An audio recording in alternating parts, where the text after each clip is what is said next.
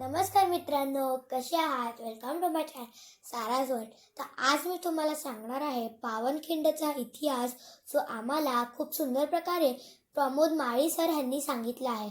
आणि हा पार्ट 2 आहे. तुम्हाला जर पार्ट 1 बघायचा असेल तर डिस्क्रिप्शनमध्ये त्याची लिंक दिलेली आहे. थँक्यू. आणि व्हिडिओ आवडला असेल तर लाईक अँड सबस्क्राईब करा.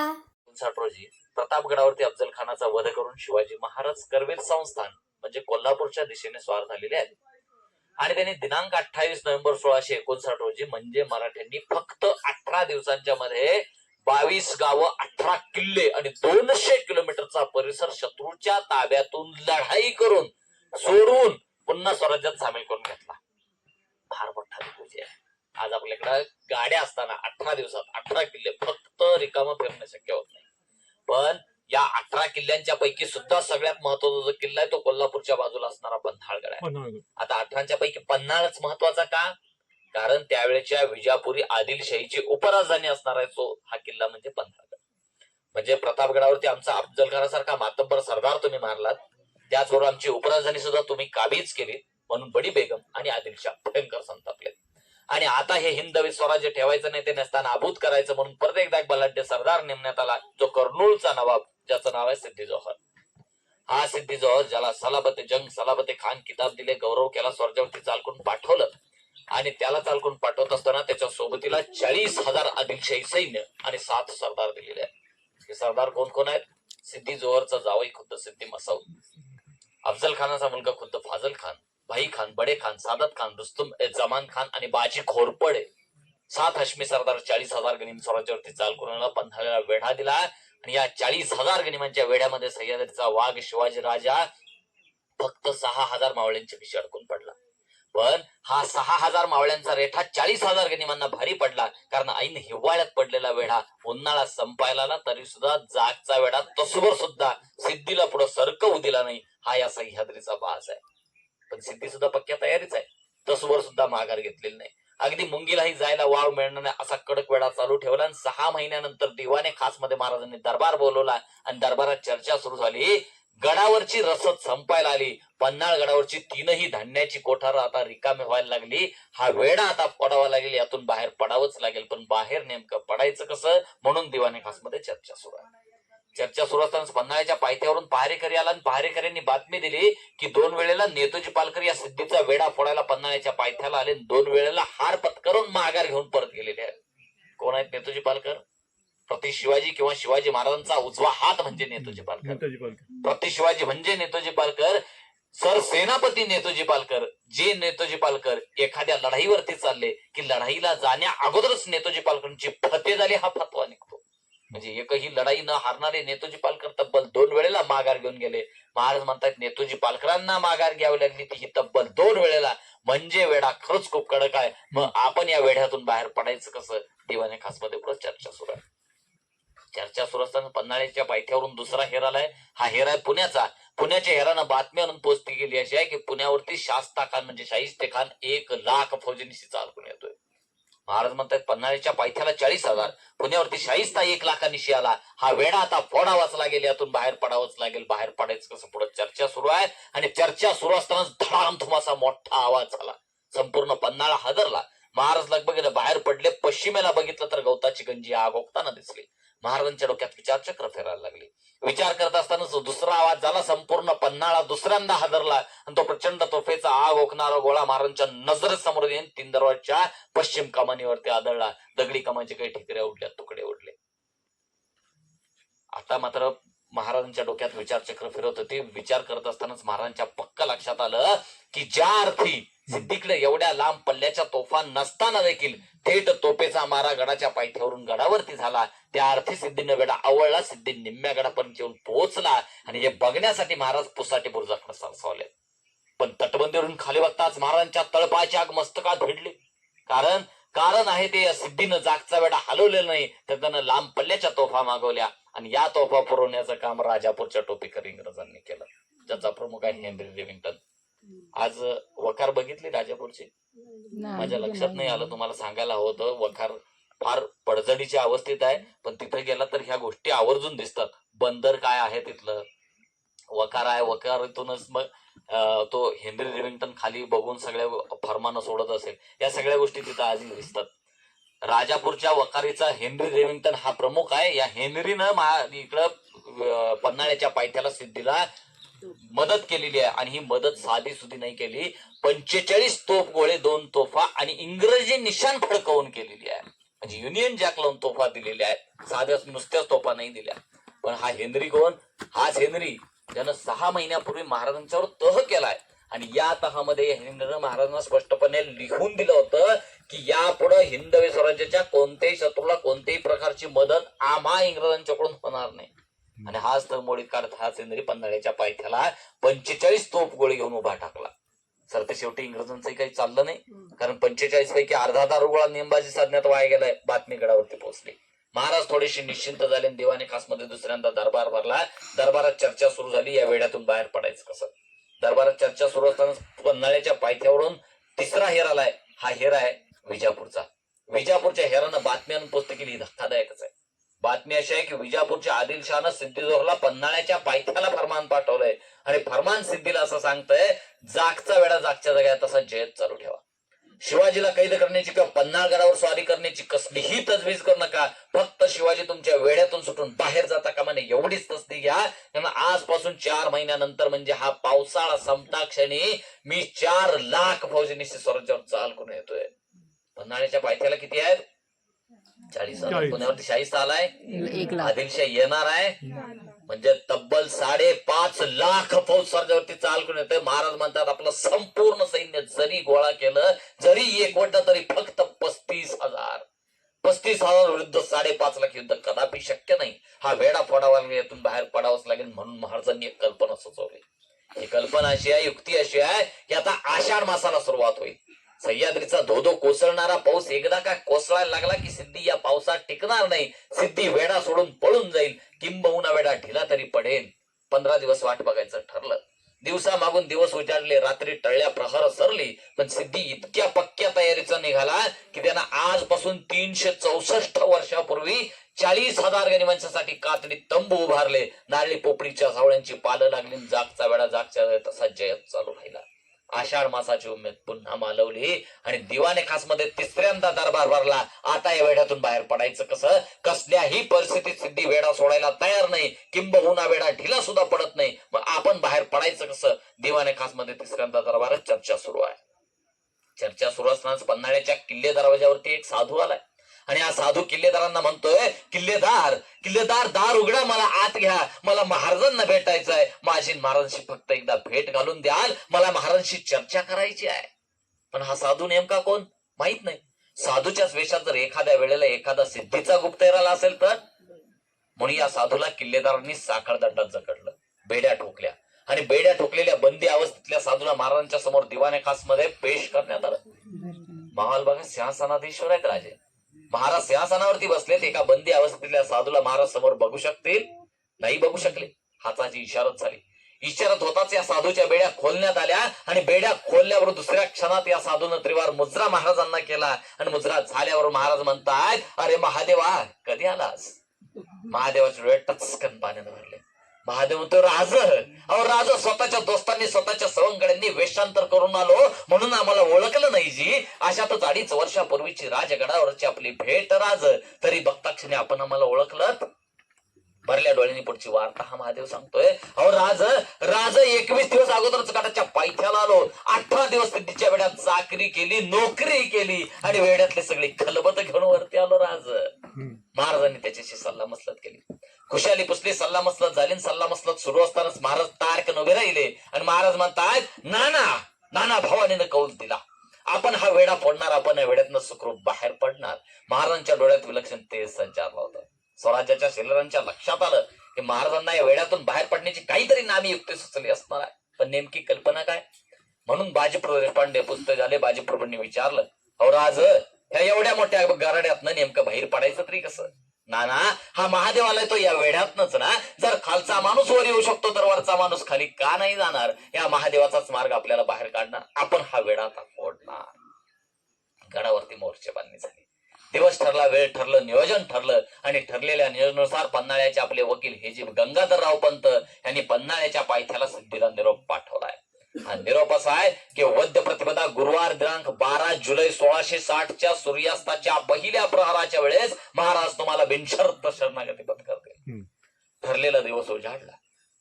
दुपार टळली, संध्याकाळ झाली, सूर्यास्ताचा पहिला प्रहर सुरू झाला. पन्हाळच्या राजदिंडी मार्गावरती एकच लगबग उडाली. नियोजन काय ठरलंय?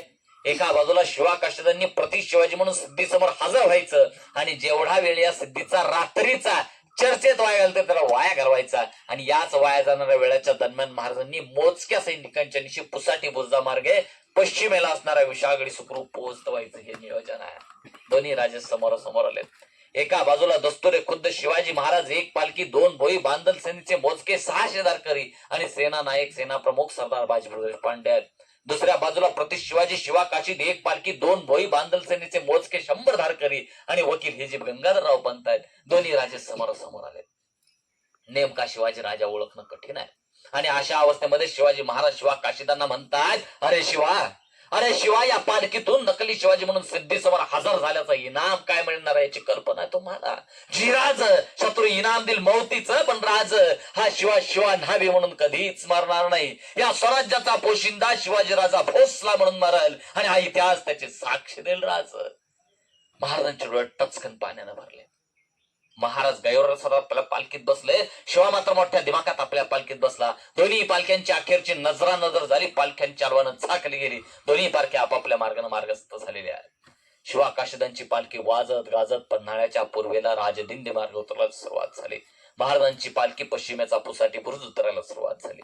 पन्हाळ्याच्या पूर्वेला शिवा काशीदांची पालखी कैद झाली. हे जे गंगाधर पंत वकिलांनी निरोप दिल्याप्रमाणे आगत स्वागताचा कार्यक्रम झाला. नजराने पेच झाले आणि प्रत्यक्ष चर्चेला सुरुवात झाली. बराच वेळ चर्चेत निघून गेला. आईन चर्चा रंगात आली आणि आईन चर्चा रंगात आली असतानाच एक हापशी पळत आला म्हणतोय, खान साहेब शिवा भाग गया. सिद्धीजवळ त्या हापशावरतीच खेकसला. बदतमीज, देखो शिवाजी राजे तो मेरे सामने बैठे. महाराज समोर दिसले. चकित झाला, माग सरला, फरमान सुटलं. चर्चा दुसऱ्यांदा सुरू ठेवा. चर्चा दुसऱ्यांदा सुरू झाली. एव्हाना महाराजांची पालखी इथून पाठीमागे 35 किलोमीटर गेला तर मसाई पठारपर्यंत येऊन पोहोचलेली आहे. पन्हाळ्याच्या पूर्वेला आईन चर्चा दुसऱ्यांदा रंगात आली असताना दुसरा आपशी पळत आला म्हणतोय, खान साहेब शिवा भाग्या मैंने देखा, मैंने अपने आंखों से देखा. समोर महाराज दिसत आहेत. नेमका जादू टोना की भुताटके कळे ना. पळून जाणार शिवाजी बघितला. इथून बघतोय पुन्हा शिवाजी समोर दिसतोय. चकित झाला, माग सरला. आता मात्र सिद्धीला पुरता संशय आला. तरी सुद्धा दुसऱ्यांदा फरमान सुटलं. तिसऱ्यांदा चर्चा सुरू ठेवा. चर्चा पन्हाळ्याच्या पायथ्याला तिसऱ्यांदा सुरू झाली. एव्हाना महाराजांची पालखी इथून पाठीमागे 6 किलोमीटर गेलात तर पांढरेपाणी गावापर्यंत येऊन पोहोचलेली आहे.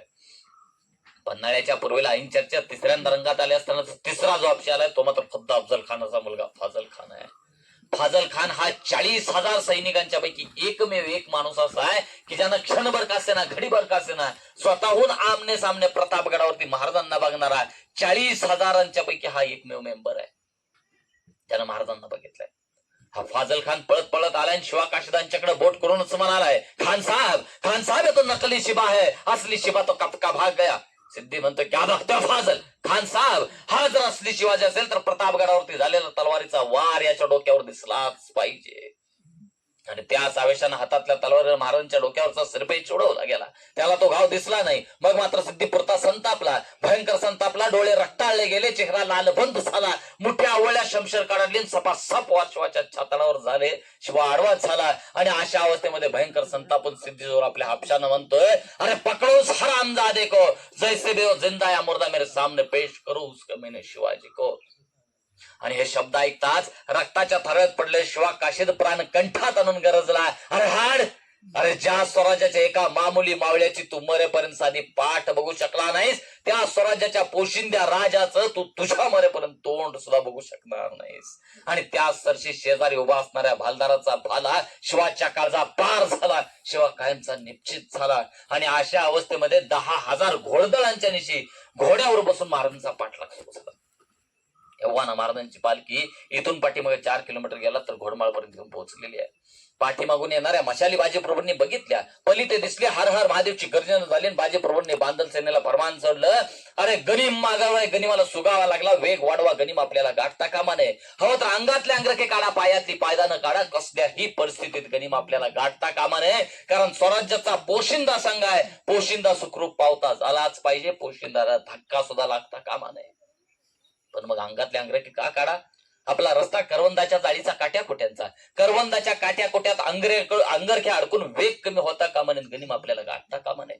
पायातली पायदान का काढा? आपला रस्ता चिखलदऱ्यांचा, चिखलामध्ये पायदान अडकून वेग कमी होता कामा नये, गनिम आपल्याला गाठता कामा नये. कारण गनिम घोड्यावर आहे आणि आपण चालते. आणि अशा अवस्थेमध्ये उघड्या अंगानं बोडक्या पायानं तब्बल रात्रभर 20 कोस म्हणजे 45 किलोमीटर पळून आलेला, दमलेला, थकलेला, जायबंदी झालेला जखमी मावळा स्वराज्यासाठी, स्वराज्याच्या पोशिंद्या राजासाठी प्राण कंठातून अखंड पळतच राहिला. यव्वाना महाराजांची पालखी या घोडखिंडीत येऊन पोहोचली. दमलेल्या मावळ्यांना आराम द्यायचा, विश्रांती घ्यायची, मग विशाळगड पोहोचतो व्हायचं पहिलं नियोजन आहे. पन्हाळ्यावर निघताना बातमी अशी आहे की विशाळगड आपल्यासाठी सुखरूप आहे. पण या घोडखिंडीच्या तोंडावर आल्यानंतर विशाळगडच्या एका हेरानं या खिंडीच्या तोंडावरती येऊन बातमी उत्पोस्ट केली, ही उलटीच आहे.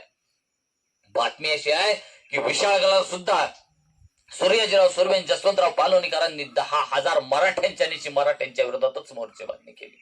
इकडे आड इकडे वीर अशी अवस्था मराठ्यांची झाली. पाठीमागून घोड्यावरून येणारा ताज्या दमाचा गनिम 10,000, पुढे गेलं तरी ताज्या दमाचाच गनिम 10,000. आपल्याबरोबर मोजका 600 दारकडी, तोही रात्रभर 45 किलोमीटर पळून आलेला, दमलेला, थकलेला, जायबंदी झालेला जखमी मावळा. अशा अवस्थेत काय करायचं म्हणून बाजीप्रभू देशपांडे महाराज बाजीप्रभू देशपांडे खिंडीच्या तोंडावरती येऊन म्हणतायत. म्हणजे आपण जिथं गेलो होतो, खिंड उतरली, कदाचित महाराज असतील, मावळे असतील, 600 दारकरी असतील, याच ठिकाणी कुठेतरी थांबले असतील आणि याच ठिकाणी फरमान सुटले असतील. महाराजांनी फरमान सोडलं. महाराज म्हणतायत बाजीप्रभूंना, ना जे व्हायचं ते या खिंडीतच होऊ दे. आता सगळ्यांनी मिळून शत्रूला सामोरं जायचं, जे भोगायचं, जे सोसायचं, सगळ्यांनी मिळून सोसायचं. आता जे व्हायचं ते या खिंडीतच होऊ दे. पण महाराजांचं बोलणं मध्येच तोडत बाजीप्रभू देशपांडे म्हणताय, नाही राज तुम्ही 300 दारकरी घ्या, सूर्याराव सुर्वेची कोंडी फोडा, जसवंतराव पालोनीकरांचा पाडाव करा, विशाळगडी सुखरूप पावते व्हान, विशाळगडी पावते होताच 3 तोफांची सलामती या बाजीला कळवा. राजा तुमच्या तोफेची सलामती जोपर्यंत या बाजीच्या कानावर येत नाही, तोपर्यंत हा बाजी आपल्या प्राणाची बाजी लावून खिंड लढवून धरल. राजा लाख मेलं तरी चालतील, पण लाखांचा पोशिंदा जगलाच पाहिजे ना. एवढी विनंती भीक म्हणून आमच्या पदरी घाला राज. थोरला भाऊ मानताना आम्हाला हवं तर आज या थोरल्या भावाचा धाकट्या भावाला आदेश समजावा, पण विनंती मान्य करावीच लागेल. मोठ्या मनानं विनंती मान्य झाली. 600 दारकऱ्यांची फाटाफूट झाली. 300 दारकऱ्यांची निशी महाराज विशाळगडाकडे रवाना झाले.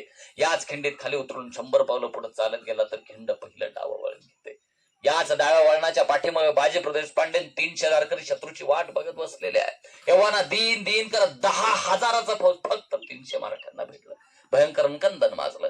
कासारी नदीचा पाठ जो आतापर्यंत पाण्यानं होता तो तर रक्तानं व्हायला लागला. असं रणकंदन 3 प्रहर उलटून गेले तरी सुद्धा सुरूच आहे.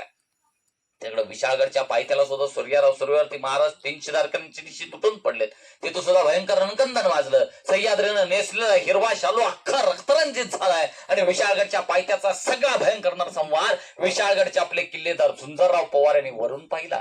किल्लेदार झुंजरराव पवारांनी खाली कुमक पाठवली, सैन्य खाली पाठवण्यात आलं. सूर्याराव सुर्वेची कोंडी फोडण्यात आली. जसवंतराव पालोनीकरांचा पाडाव झाला आणि किल्लेदार झुंजरराव पवारांना महाराजांनी फरमान सोडलं, किल्लेदार मुंडा दरवाजावरती जावा, माझ्या बाजीला 3 तोफांची सलामती कळवा. आम्ही सुखरूप पावते झालो. बाजी प्रभूंना कळू द्या, बांधल सेना इशारतीची वाट पाहते, 3 तोफांची सलामती व्हावी.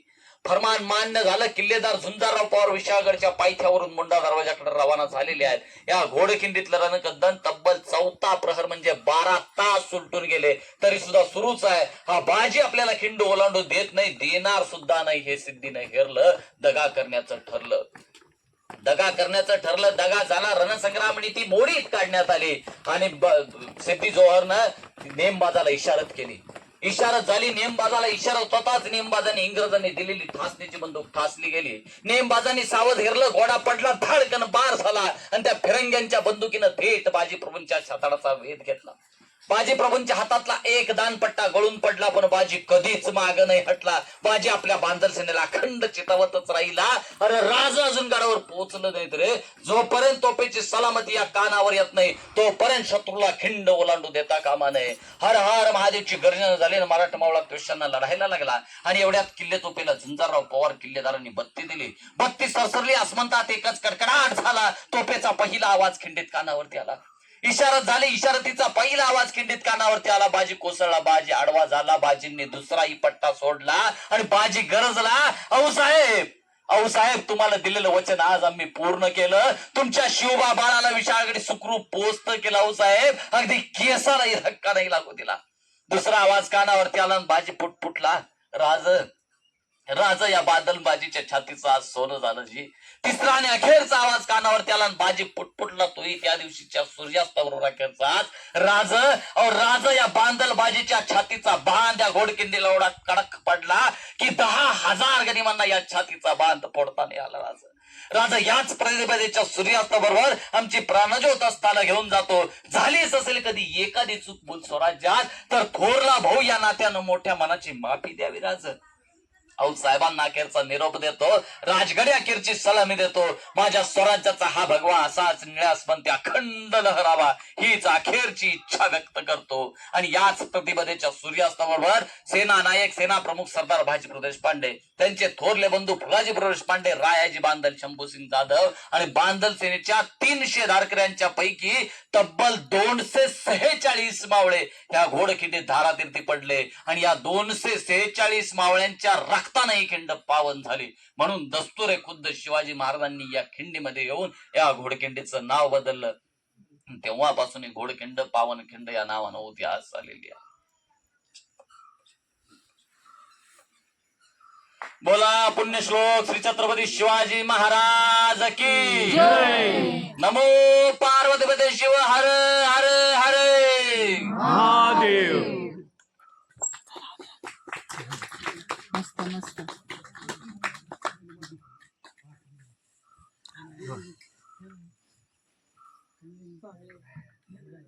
डिटेल्स कोण माझ्या